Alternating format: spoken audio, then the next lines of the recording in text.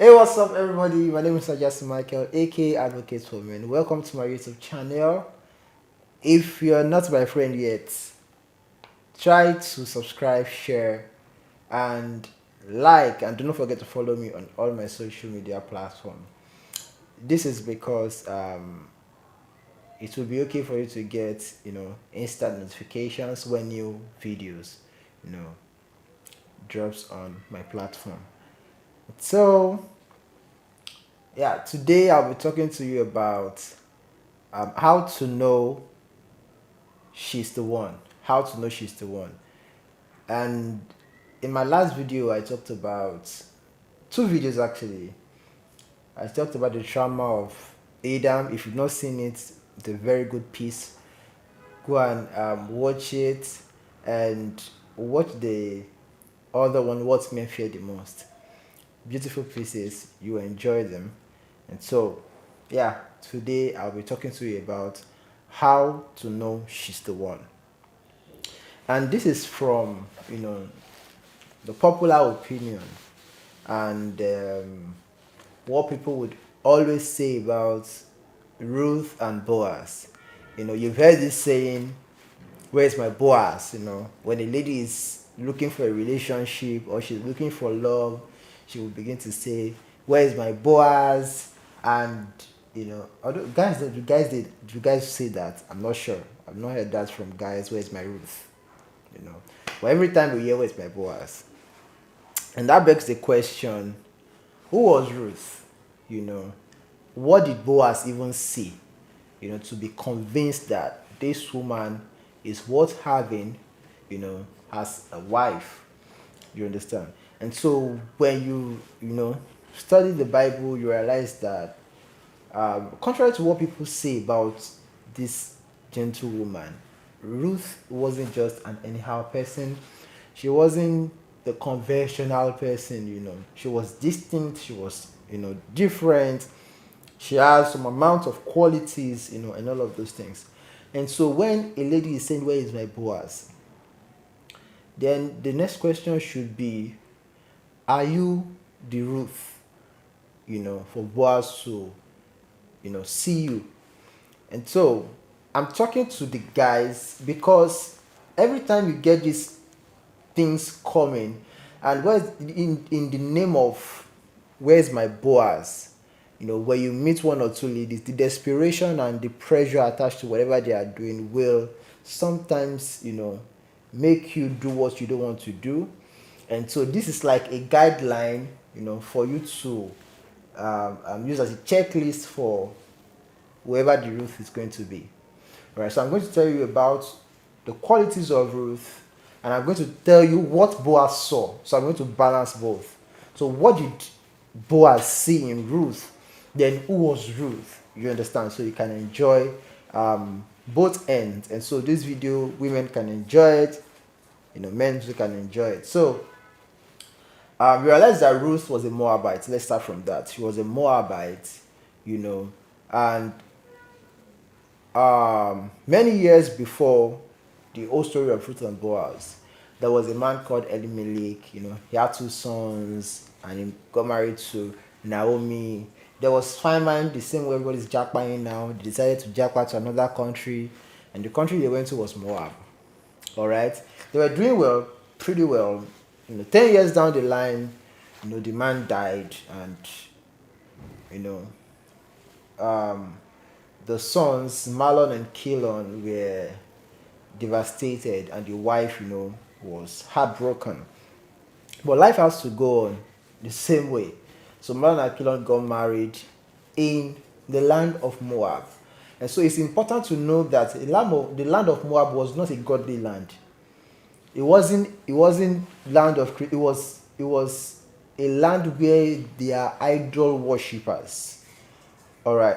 But what did Naomi, who is a Bethlehemite, and people of Bethlehem behave like Africans. Their culture is so strong, their belief is so strong, their faith is so strong, and so almost every time they cannot compromise. And that's why you see a little compromise in the Bible where a Jew or an Hebrew person compromises, God is always angry because their culture or their understanding about God is so strong.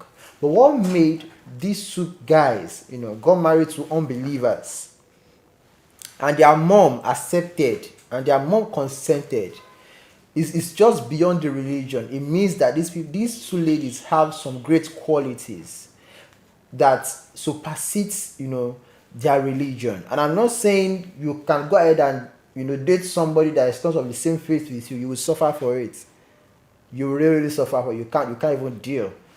But in this context, this person, was a great person. So who was Ruth? So first you realize that Ruth has some great personalities. She's an amazing, phenomenal lady who, has respect, who is well cultured and mannered, who knows how to respect people based on their position, and um, she just knows how to do everything. And so she won the heart of her mother-in-law. And this is a note to men. This is a note to men. Make sure that whoever you're going to marry, once you're in the process of dating, make sure your mom has a consent. She must consent to that. Is a must. Reason is because women see far. And she's your mother, she won't want anything bad for you. As simple as that. I don't even want to go into what if she's a bad woman. No. If she was bad, she would have killed you to do pepper soup. Alright, so that's that. So Naomi was happy, she was, delighted to have Ruth, as a daughter-in-law. And so Ruth began to understand this religion, this Bethlehemite religion, their God who is Yahweh, and she agreed to do everything, that this woman or the husband has asked her to do. And so she understood the family, she was into the family. In fact, she made the woman a mom, she made the Mahlon a great husband. And I must say that if Ruth wasn't impactful, if she wasn't influential, she does not have great personalities and qualities, I think the woman would have chased her out, or there must have been a fight or something that would suggest, to us that Ruth wasn't of a great personality. But she was. So I want to believe that, Mahlon was doing well, his business was going well, life was pretty fine, there was no fight. She understood him, she knew how to respect him, she knew how to respect the mother-in-law. And if you understand Jewish, culture and tradition, they don't go too far from their family. They are always close. They do family business, there's all of those things. And so realize that Ruth was pretty much in the family doing things, nothing like I don't want your mom in our family, I don't want anybody to come out, I don't want third party, all of those things. I agree, I know the impact of that, but you still realize that this relationship was great. She knew how to have a great relationship with Naomi. So moving forward, something happened along the line, and these two guys died. So when they died, Naomi was devastated, and I said, well, I've lost everything in another country, let me go back to where I came from. And this is a note too. You see, I know people would say, did Naomi and Elimelech prayed about their move to Moab and all of those things? Let me ask you, did you pray about going to Canada or UK? Have you prayed? Did you do anything about it? Was God instructing you to do? And that's very important. Destiny is location sensitive. Alright. And I don't want to go to whether they made a mistake or something. That's not the focus of this discussion. But I am sure that by now you should know that every of your decision when it comes to location has to be destiny sensitive. Alright. So this woman decided to move back to where she came from, and Ruth, and the sister-in-law began to cry. They wanted to go with her, and she said, people should stay, let me go. And Ruth made a profound statement, and she said, wherever you go, I will go. Your people will be my people, your God will be my God, and all of those things. Powerful statements, amazing statements, right? And so Ruth decided to move. And so number one, realized that Ruth was a great daughter-in-law. And so this is one of the qualities you must look out for in a woman that you want to marry. She must be a great daughter-in-law. In fact, if your mom cannot, before you say, Mom, I'm thinking of settling down. If your mom cannot begin to tell you, this is the woman you must marry. This lady is great. This lady has a good quality. I like her. I don't think you should just go ahead. I know you'll be shouting now that, it's what I like. What if she doesn't like? She must like her. She must like her. You must find a way to make her like her. If tribalism is the problem, you must find a way, to make her like her. Talk to people and let them convince your mom for you. And I don't think tribalism is a problem. I believe that once she has a great quality, your mom will bypass all of those. Your parents, in fact, will bypass all of those things and just pick her. Before they know she's, the way some people say, I don't want to marry, you must not marry an Igbo person. Before they know she's an Igbo person, her character would have softened their mind. So when you eventually say, mommy, this girl you are liking, do you know she's from this particular tribe? You might be like, no way, this and that. But say, she's from there. You used to like her, you don't like her. See, by that time, you overcome everything. Alright. So she has a great personality. And that was what this woman saw. Number two was that she expressed so much love to her mother-in-law and the husband. Ruth was a loving woman. She was a loving woman. Unconditional love. It's not those love that you're using to get something from somebody. Unconditional love. It's not transactional love. Unconditional. She just loved the woman as a mother. And my imagination just tells me that there are points that Ruth will go to the mother-in-law to say, Mommy, what should I do? This is what my husband is doing and I don't like it. And mom will say, see what you will do. Talk to her, talk to him, get him this, he will be fine. And I think that parents knows you better. Your parents know, as a guy, your parents knows you better. And you see, the key to your heart is actually the hands of your mom. So if a lady is wise, she'll be close to your mom enough. She'll be close. Because one of the problems a woman will have is, especially mothers have, is, trust issue. They raised you to this particular point. And so they want to be sure that the woman or the next woman that will be taking over your life or taking charge of your life, is trusted. And so you should not forget that. Mommies are always like that. They want to do their mommy thing. And so whoever is going to take over as your wife, you automatically become your next mom. And so they want to be sure if she can take care of you. You understand? And so that's why it's important your mom endorses whoever you're going to marry. It's very, very important. You don't even know the amazing, brain and mind that God gives to women. The ability to discern at an instant. They are so amazing. And so you should be able to, leverage on that sometimes. Forget about when they say mother-in-laws are bad, all of those things. Forget about if she was bad.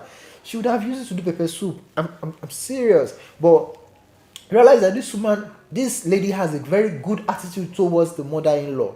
She didn't meet man and begin to say, hope your mommy is a nice person. Because I don't want to wahala. When you begin to hear things like that, it's a red flag.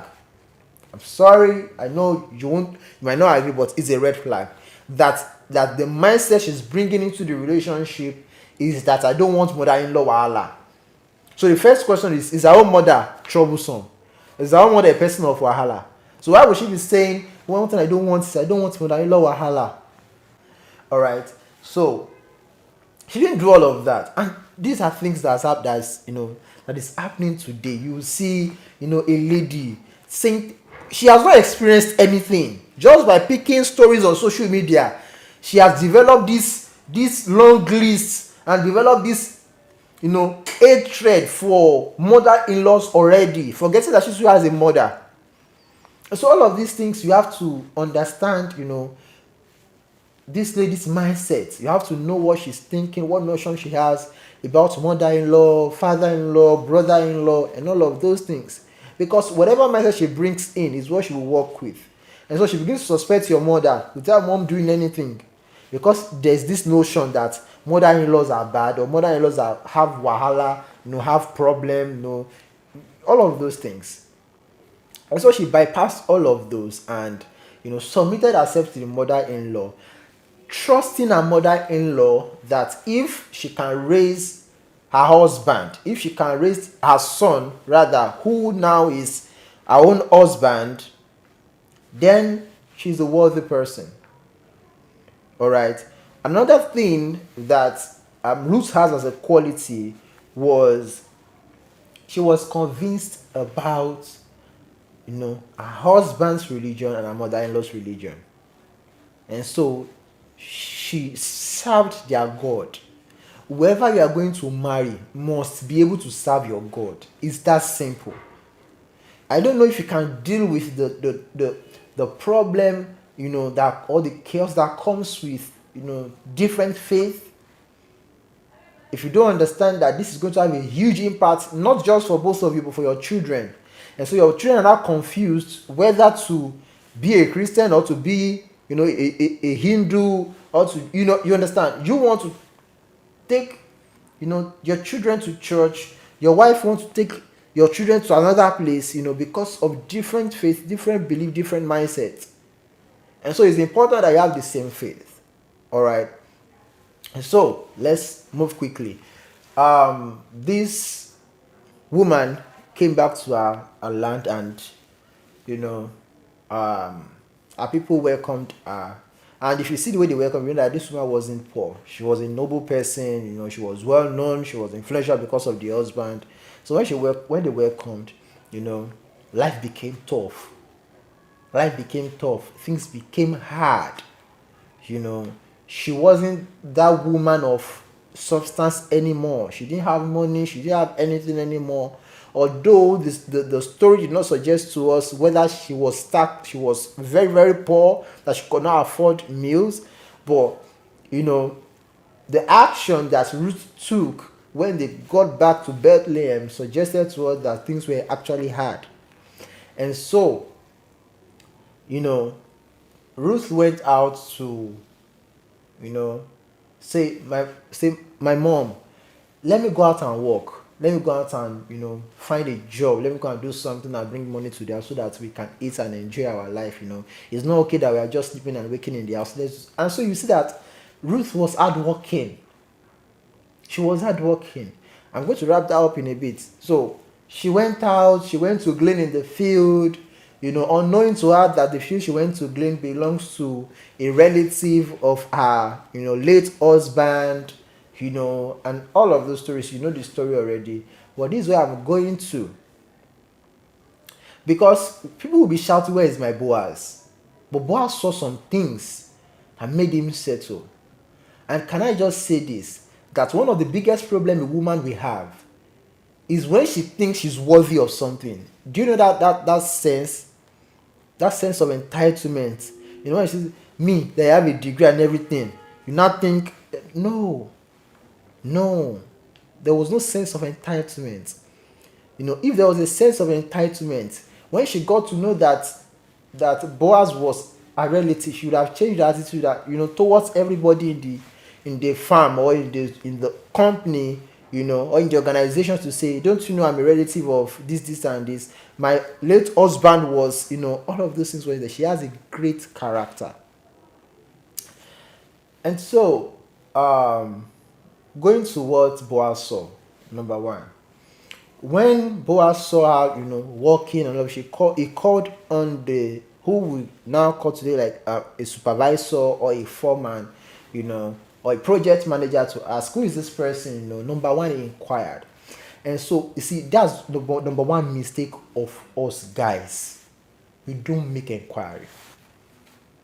We don't make inquiry. When we see a lady, the first thing, hello baby, can I have your number? Just like that. And you think she will not put her best foot forward for you. You think she will not act for you. The man didn't go to the lady and say, oh lady, he first made inquiry. What did he do? He asked somebody that knows the person, that has a bit of information about the person. And so if you're a serious person and you think this is old school, but it's not, this will save you from a lot of trouble. You understand? And so, not knowing this person before, so the idea that you have to be friends before you start is very, very important. But you can compress that time of getting to know each other in that long time to just asking somebody now know this person neutrally, because if she was of a bad character, she must have misbehaved.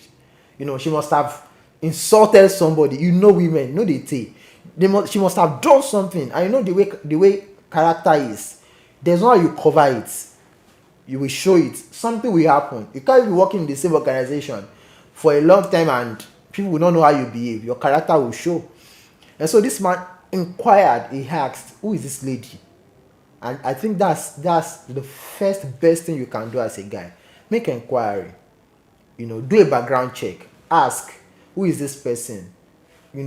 If she has friends, look for her friends randomly. Don't go as a guy man to be forming one nonsense. Go to the friends and just ask casually. Go to her office. Know where she's working. Just walk in and say, sorry, I want to make inquiry. So do you know this person and how do you think she's making? See, it's not old school. Make inquiry. It will save you. All right. So this man made inquiry, and look at what the supervisor told Boaz. He said, she came this morning and she said she wanted to work, and she's been working all day. So number one, the man, confirmed or affirmed to Boaz that this woman is an hardworking woman, intelligent, diligent at what she's doing, focused, uncompromising, she's a goal getter. You see all of those qualities now. This guy told the boss that look at what this lady has as qualities, except, and he said, except a few minutes that she went to eat, and after eating immediately she came back to work. So not to those of you that once you are on break at your place of work, the next thing you do is to be gisting. You'll be gisting and be pressing your phone and be doing a lot of things, chat, even do video calls, even watch Netflix.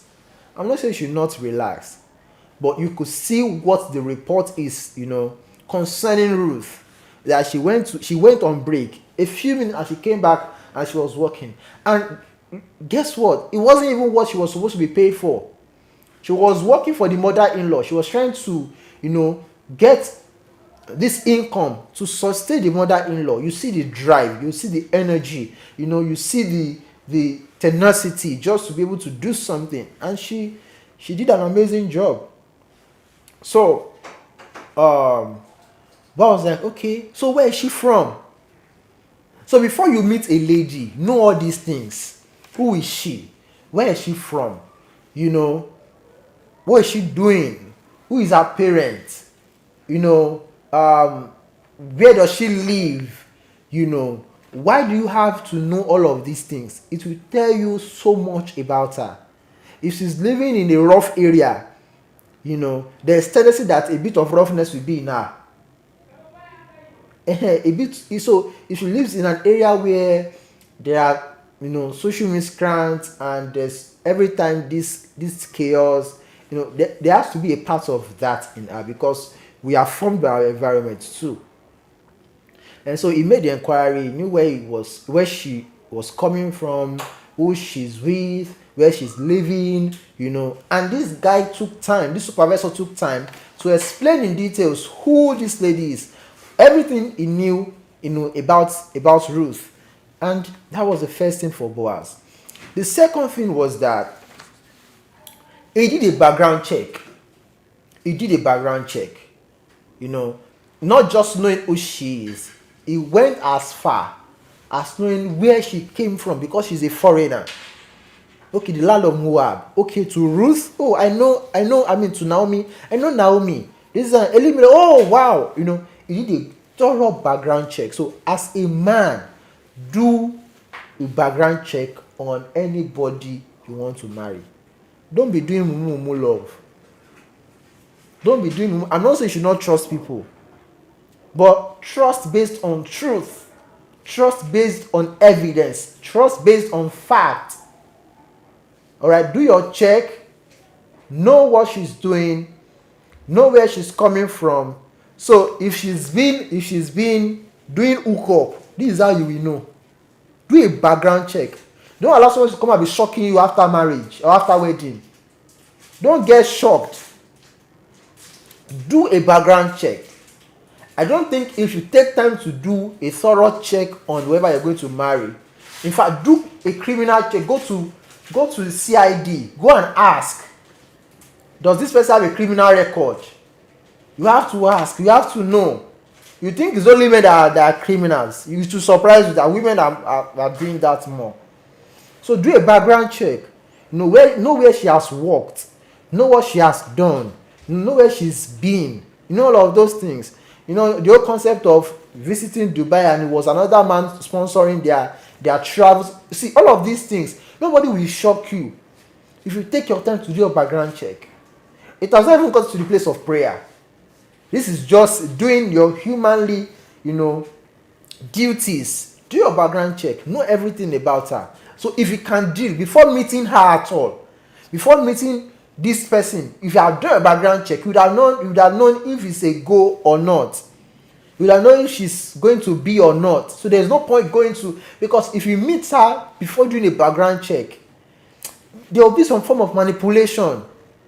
Or you might even be clouded by what you see or what you like, and at the end of the day, you want to compromise. They are saying maybe it's our past. Maybe it's our past. The past you cannot deal with. The past you can, someone that is used to 20 men, now is left with you. You think you can deal with that? I think she will not go out. You think she will not raise, you will not raise another person's child. See, but when you take your time to do this background check, it helps you, to have so much information. So the third thing he did was, he called the lady and he said, oh, okay, I heard about you. I heard this, and this. Is this true? And the woman said yes, with so much respect and regard. With so much respect. Oh, my Lord. You see the way she was. I wasn't there. But the way the story was written, showed that she has so much regard, so much respect for the boss. And that is another problem. Over familiarity kills a lot of people. Just watch out for these things. Watch out for these things. How she talks about her boss to you suggests to you how she will talk about you. If he's calling her boss, if you know my boss, my Dele, that guy, and you be asking who is Dele, and you say, that my boss now, that be like, and you think she's respectful. She's not. Dele is not. You just know that when you get to that point, when you get to that position too, she will do it to you. But this woman with so much regard spoke to Boaz, and Boaz said, okay, this is what I will do. Don't go anywhere and glean anything. Just go amongst the women. So there was a setup. So Boaz took his time to set Ruth up for character test. And by now that women, when they are amongst each other, there's always problem. They will fight because they know each other. There's no way a woman can knife another woman. There is no way. And so there was character check. So Boaz said, don't worry, go and glean amongst the women. Don't go amongst the men. I've instructed the guys not to do anything to you, but just stay with women and do what you have to do. And so what he did was he took her and placed her in the midst of other women for those women to be able to do character check for him. All right, and those women came back to give reports. Another thing that Ruth did was, Boaz, invited her to a banquet, what you call dinner. And when she went to the dinner, she ate and she kept some. She ate and she kept some because, she has this saving culture. And that's another thing you have to look out for as a man. Does she have a good saving culture?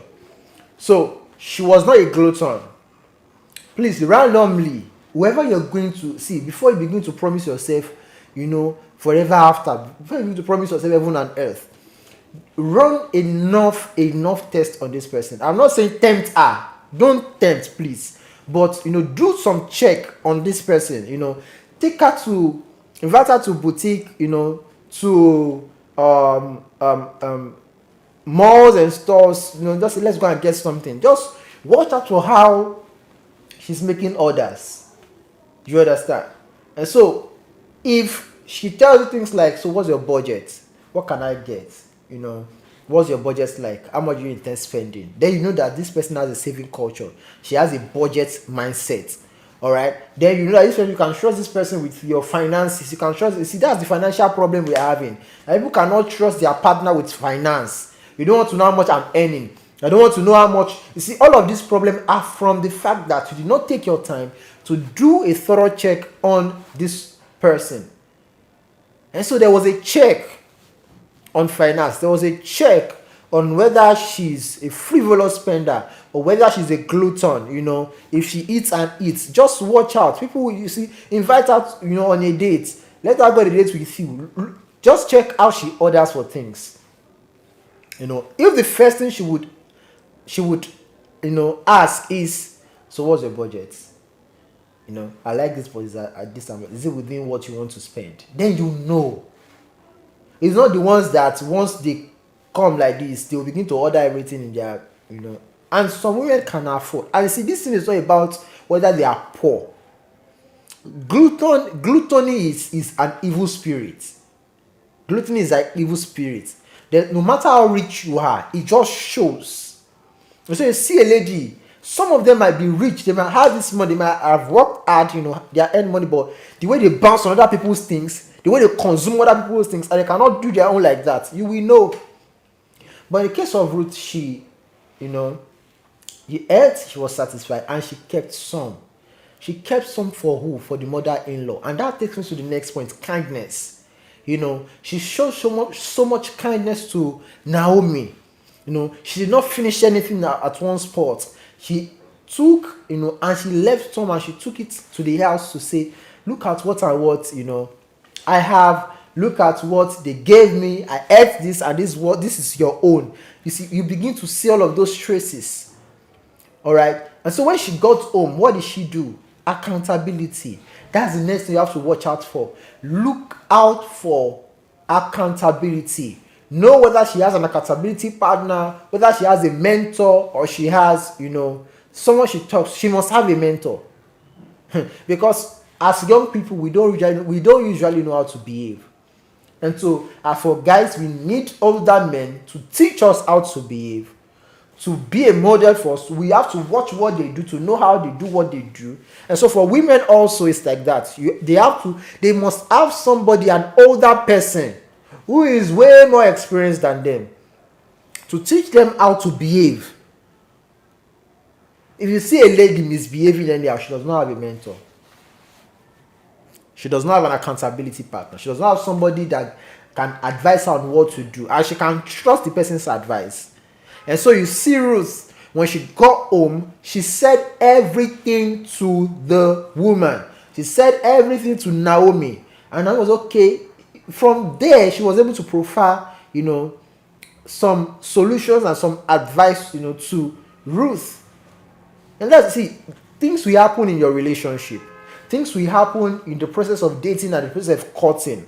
But what will be the safe haven for both of you is if, she has an accountability partner, someone she can go to and say, man, look at what this guy is doing now. Look at what he said. Look at this and that. And this woman can say, see, this is not a bad idea. I think you are just, being too sensitive. I think you are just being too this. I think you are being petty. I think you should tone down a bit. I think you should withdraw a bit. So that all this story of men has come will not come into play. She has to have it. She has to have it. So if somebody has put her to check, if somebody has, been able to provide advice, to her, then she will be safe. And that's what you should look at, because you too as a guy, you will misbehave sometimes. Who does she go to if you misbehave? Who advises her if she misbehave? Will she just, react to things based on her head knowledge? And that's why the Bible says that women, allow older women to train you. Go to other women for advice, because you know sabi behave. Same goes to men too. Men don't know how to behave at times. They have to go to older men to seek for advice. How do you even deal with a woman? According to knowledge. What knowledge do you have? Leverage on other people's experience and knowledge. Not every person, but people that you trust their Verdict, you trust their word, you trust their life, trust their journey. Authentic people, they can further advise you. And so she has an accountability partner. She has someone she can tell everything to. So if you wanted to do something, she can tell somebody. If she wants to do something to you, she can tell somebody. Something that will be detrimental, person can say, don't even try it. It's not going to work. Very, very, very profound human being. I love Ruth. After studying the story of Ruth, I realized that she's one of the, no wonder God can trust her, with, Jesus. No wonder she has so much character. Another thing that Boaz looked out for is how much she provided security. And again, she's a secured woman. You will see that in that story, that she's secured. She's not battling with any kind of insecurity. She's not, oh man, I've had experience, I beg. Any man coming to me, I know what you want to do. There was a time, I was talking to somebody, there was nothing. It was just a casual relationship, And I was talking to her one night and she said, see, I know where you are going to. And I'm like, eh? Know where I'm going to? Since that day I called the relationship straight. I stopped talking to her. Immediately.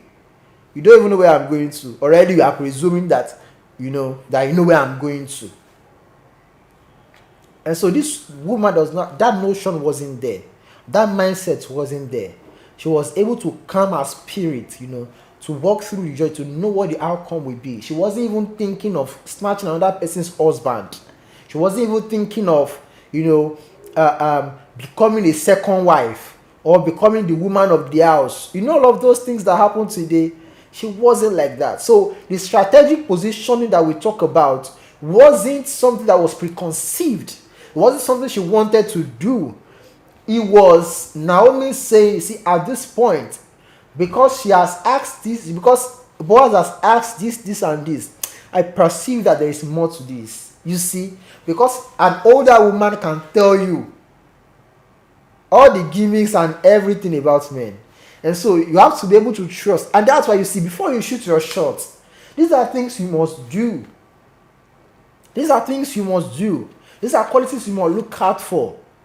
So such that by the time you be saying, clearly you're say, babe, since the time I met you, you've been a what, she already knows, because there's an older woman who has taught her how to behave, who has taught her, how to calm her spirit, not to rush the process. So by the time you are coming out, she's already ready. Somebody has prepared her for you. And so by the time Boaz will say, okay, don't worry, let me ask questions, let me know if I can redeem you. She was ready. She was ready. And when I was looking at them, studying this particular story, I asked myself, I said, was it that there were no women worthy enough that Boaz could marry? Because she wasn't the only one in the business. She wasn't the only one in the company. She wasn't the only one in the farm. There were other women. So why was she the one that captivated the heart of Boaz? Because Boaz saw a lot of characteristics and a lot of qualities, of a great woman in her. She wasn't the type that was looking for a wealthy man. She wasn't the type looking for a man that will take care of her. Instead, she was looking for ways to take care of. You see, all of these are things you have to watch out for. When we begin to hear things like, I beg, I'm looking for a man that will take care of me. I'm a baby girl. A man that will take care of me. So it means you are going to be used. So after you've taken care of her, what next? Do you understand? Even as a woman, I know a lot of ladies do watch my videos, and I know you will watch it. And these are things you have to look out for too. So today I'm for everybody, all right? So you have to watch out for this. You have to, all of those things you say, all of the things that have formed your mindset through social media, through celebrities that you don't even know how their relationship is going, and based on what they are posting, then you are forming your own beliefs and your own ideals and your own philosophy, and after that it has become something that you cannot deal with anymore. A life you have not experienced. Now you are thinking that somebody else will do that to you, which is not right. Okay, so she was an amazing woman. So these are things that Boaz saw that made him settle for Ruth. So the feeling of the fact that she wasn't feeling worthy. She wasn't feeling worthy. And again, why would Boaz, bypass all these amazing women of influence and impact in the community, and go for somebody like Ruth? So you think that Ruth was a low person. She wasn't. She wasn't a low person. She has a very strong sense of character, which has been proven over time, without being clouded with love. No, nothing suggested in the story that what attracted it was love, or it was, you understand, it was a solical content, was a strength of character, that attracted Boaz to Ruth. And so you have to understand these things and to know how to know she's the one. I hope this video has blessed your soul. I would like to hear from you, different experiences you've had. What did you see in a lady that was a deal breaker for you, that made you break up? And you as a lady too, let me know, what did you see as character traits that made you say no, this one is not going to work? Let me hear from you in the comment section, and do not hesitate to send me a DM if you need an advice, or if you need us to chat or anything. I am open to all of that. And so that is the end of today's video. I'll see you again next time. Do not forget to like, share, and subscribe. Till we meet again, bye bye.